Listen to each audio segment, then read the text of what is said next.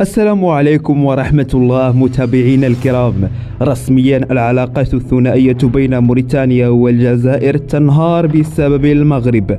النظام الجزائري يشاهد موريتانيا تنسل من بين يديه في اتجاه المغرب وهو عاجز عن فعل أي شيء. جلالة الملك محمد السادس تمكن من تأمين الحدود الجنوبية للمملكة بهذا الفعل. تفاصيل مثيرة جدا في هذا المقطع الإخباري، فابقوا معنا.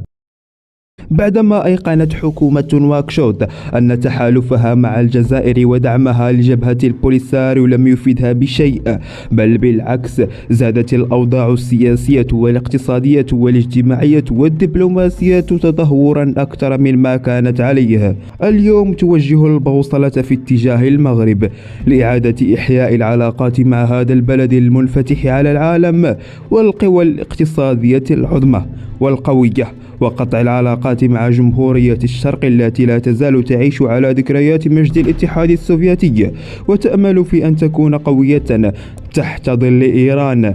وفي محاولة يائسة لإنقاذ الموقف، حاول الكابرانات الضغط على تبون لإغراء موريتانيا بمساعدات مالية لتحسين أوضاع البلد، إلا أن الأخيرة تجاهلت الأمر وهي تضع أمام أعينها مستقبلا زاهرا إلى جانب المغرب. كان هذا كل ما لدينا في هذا المقطع الإخباري.